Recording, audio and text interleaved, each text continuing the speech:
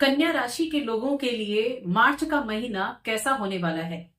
जय माता दी दोस्तों, आप सभी का स्वागत है हमारे YouTube चैनल अमृता एस्ट्रो में। और आज की इस वीडियो में मैं बात कर रही हूं मार्च माह के कन्या राशि फल के बारे में। जिस महीने की चर्चा हम काफी पहले से कर रहे थे कि मार्च के महीने में एक ऐसे ग्रह का गोचर यानी शनिदेव का गोचर है जो बहुत बड़े परिवर्तन आपके जीवन में लेकर आएगा। तो इस महीने में क्या तो ग्रहों की स्थिति रहेगी और वो आपके जीवन के हर एक क्षेत्र पर किस तरह से प्रभाव देंगे और क्या आप उपाय कर सकते हैं, चलिए जानते हैं विस्तार से। आगे बढ़ने से पहले एक छोटा सा ही निवेदन, चैनल पर पहली बार आए हैं तो सब्सक्राइब जरूर कर लें। तो सबसे पहले हम ग्रहों की स्थिति के बारे में जान लेते हैं। अब देखिए, कन्या राशि की बात कर रही हूं मैं, लग्न की बात नहीं कर रही हूं। कन्या राशि यानी चंद्र राशि पर ही आधारित है। तो आपकी जो राशि है उसमें कौन बैठे हुए हैं? केतु महाराज बैठे हुए हैं। उसके बाद आपका जो छठा घर है वहां पर शनि और सूर्य की युति है। शनि जो है वो अस्त भी हो चुके हैं अभी 28 फरवरी को। और आपका जो सप्तम भाव है वहां राहु है, शुक्र हैं और बुध हैं, तीन ग्रह विराजमान हैं। जहां एक तरफ शुक्र उच्च के होते हैं वहीं आपकी राशि के स्वामी बुधदेव नीच के होते हैं। लेकिन डरने की बात नहीं है। अब यहाँ आपका जो भाग्य भाव है वहां गुरु बैठे हैं और काल पुरुष की कुंडली में गुरु नवम भाव के ही स्वामी है। एक सही स्थिति हम इसको कह सकते हैं। आपका जो 10वां घर है वहां मंगल बैठे हैं जो एक अच्छी पोजीशन उनके लिए रहती है। तो ओवरऑल ये ग्रहों की स्थिति है। सूर्य का राशि परिवर्तन होगा इस महीने में 14 मार्च के दिन और सूर्य महाराज आ जाएंगे आपके सप्तम भाव में। छठे घर से निकलेंगे, सप्तम में आ जाएंगे। महीने के एंड में शनि भी यहाँ आ जाएंगे तो 5 ग्रह एक साथ हो जाएंगे, पंचग्रही योग बन जाएगा। और मध्य माह से एंड तक आपके लिए चतुर्ग्रही योग रहेगा, ग्रहण योग भी बनेगा, बुधादित्य योग भी बनेगा। तो कई सारी चीजें होने वाली हैं। अभी रिजल्ट कैसा देंगे, सबसे पहले मैं बात करूंगी आपकी हेल्थ के लिए कि आपकी हेल्थ कैसी रहने वाली है। तो देखिए, आपकी राशि के जो स्वामी है वो बुधदेव हैं जो कि आपके बैठे हुए हैं नीच की अवस्था में। तो हेल्थ के लिए तो बहुत अच्छा नहीं कहा जा सकता। तो मिला जुला मैं कहूंगी हेल्थ के लिए यहाँ औसत रहेगा।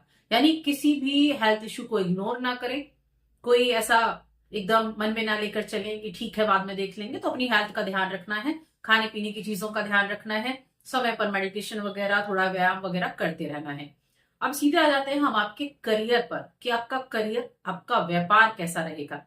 तो देखिए, यहाँ आपके करियर भाव में तो बैठे हैं मंगल देव जो आपको पूरी एनर्जी दे रहे हैं काम करने की, यानी पूरे एफर्ट आपके लिए डलवा रहे हैं। और आपके जो करियर हाउस है उसके स्वामी बैठे हैं सप्तम में नीच के।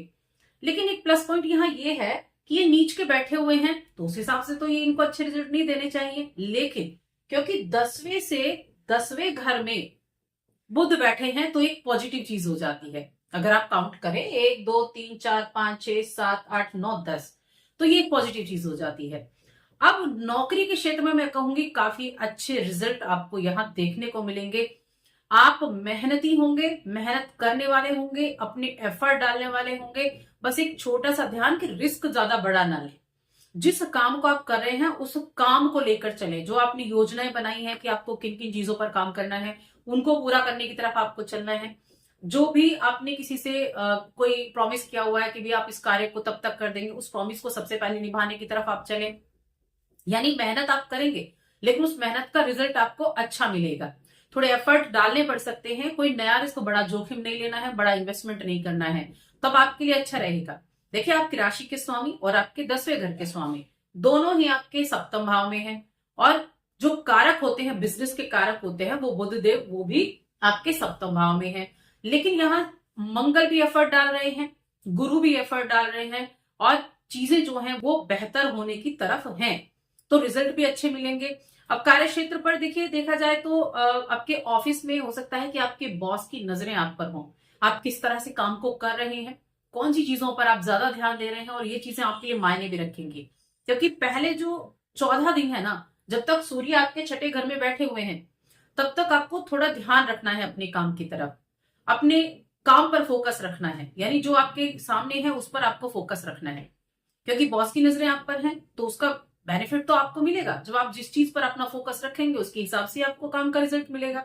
उसके बाद सूर्य का गोचर हो जाएगा आपके सप्तम भाव में, बुधादित्य योग भी बनेगा, ग्रहण योग भी बनेगा। उसके बाद आपको इन्वेस्टमेंट बड़े नहीं करने हैं बस, बाकी आपको रिजल्ट जो है वो ठीक ठाक मिलने वाले हैं। अगर आपके बिजनेस की मैं बात करूं, देखिए बिजनेस के मामले में अच्छा है, चीजें जो है कहीं ना कहीं बेहतर रहेंगी। जैसा कि मैंने कहा, मेहनत थोड़ी करनी पड़ेगी लेकिन रिजल्ट अच्छे मिलेंगे। इस महीने में अगर आपकी फाइनेंशियल कंडीशन की मैं बात करूं तो आपके धन के स्वामी शुक्रदेव होते हैं, जो उच्च के होकर बैठे हैं केंद्र में, और आपके लाभ भाव के स्वामी चंद्रमा होते हैं। अब इस समय अवधि में धन प्रॉपर मात्रा में आएगा, धन की स्थिति आपके लिए अच्छी बनी रहेगी, धन आता रहेगा क्योंकि शुक्र उच्च अवस्था में है।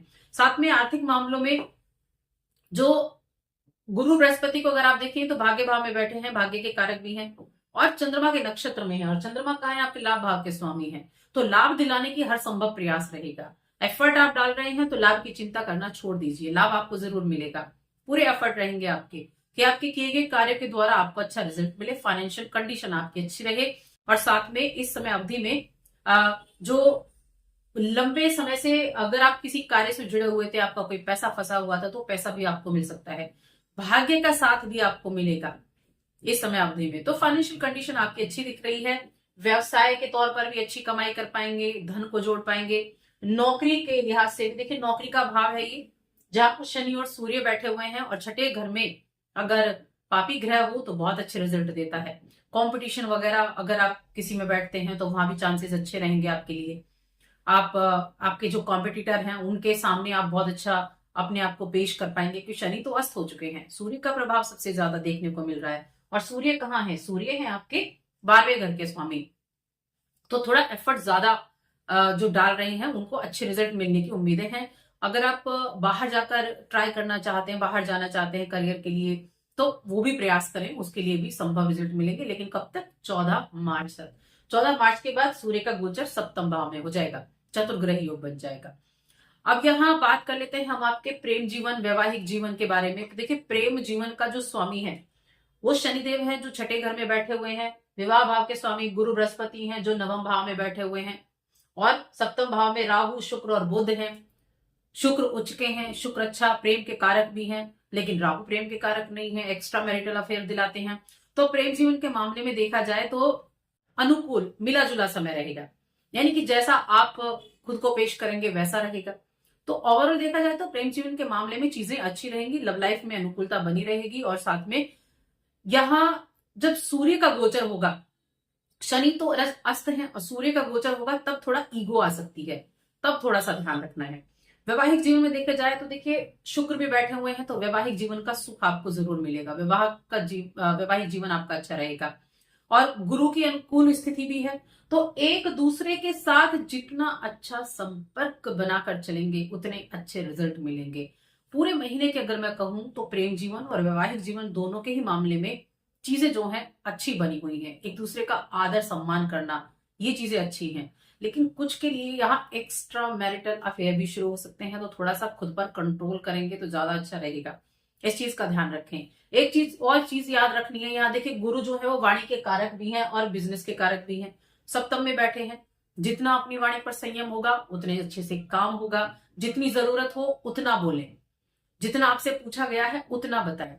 तो ये बहुत इस महीने में आपके लिए काम करने वाला है, इस चीज को अच्छे से ध्यान रखें कि जितना पूछा गया है उतना बताएं, और जितना जहां बोलने की आवश्यकता है उतना बोलें, तब आपका स्मूथली काम चलेगा। वैवाहिक जीवन में भी सेम है, अपनी वाणी का इस्तेमाल अच्छे से करें, बहुत शानदार आपका वैवाहिक जीवन भी तब रहेगा।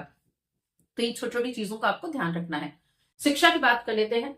यहाँ पंचम भाव शिक्षा का भाव भी है, जिसके स्वामी शनिदेव हैं और अस्त अवस्था में बैठे हुए हैं आपके छठे घर में। पहली चीज तो मेहनत ज्यादा आपको करनी पड़ सकती है, क्योंकि अस्त हो चुके हैं शनिदेव। लेकिन ऐसा नहीं कि आपने एफर्ट किए हैं तो आपको रिजल्ट अच्छा नहीं मिलेगा, रिजल्ट आपको अच्छा मिलेगा उस मामले में भी। अब यहाँ अगर हम देखिए कुछ विशेष रूप से अगर देखा जाए तो अगर आप बाहर जाना चाह रहे थे पढ़ने के लिए, तो थोड़ा सा अभी यहाँ आपको डिले हो सकता है, या कहें तो मेहनत ज्यादा करनी पड़ सकती है, तो वहां थोड़ा सा ध्यान रखना है। तो ओवरऑल आपकी कुंडली में कैसी शनि की पोजीशन है वो भी डिपेंड करेगा। और इस महीने के अंत में शनि का राशि परिवर्तन भी है, शनि राशि भी बदलेंगे और शनि आ जाएंगे आपके सप्तम भाव में। सप्तम भाव में 5 ग्रह एक साथ होंगे, पंचग्रही योग बनेगा, पंचग्रही योग बनेगा, जिसमें बुधादित्य राजयोग भी होगा, जिसमें ग्रहण योग भी होगा, ग्रहण योग भी बनेगा सूर्य और राहु की कृपा से, और शुक्र और शनि भी होंगे, नहीं मित्र शत्रु सब एक साथ होने वाले हैं। लेकिन वो होगा कब, महीने के अंत में, उसके प्रभाव के बारे में बाद में बात करेंगे। इस महीने में ओवरऑल स्थितियां अच्छी हैं। अब उपाय आपको क्या करने हैं इसके बारे में जान लेते हैं। तो देखिए, उपाय के तौर पर अगर देखा जाए तो अगर यहाँ देखें तो देखिए, एक तो गणेश जी की आराधना करना, बुध देव के बीज मंत्र का जप करना आपके लिए बहुत ही शुभ रहेगा, क्योंकि एक तो नीच के भी है, आपकी राशि के स्वामी है, हेल्थ इश्यू दे सकते हैं, तो थोड़ा सा ध्यान रखना है। बुध देव के बीज मंत्र का जप करें, भगवान गणेश की आराधना करना आपके लिए बहुत शुभ है।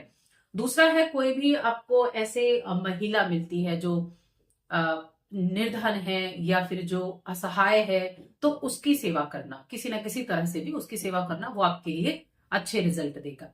तो बस आज की इस वीडियो में इतना ही। वीडियो कैसी लगी कमेंट करके जरूर बताएं। चैनल पर पहली बार आए हैं तो सब्सक्राइब करके जाएं।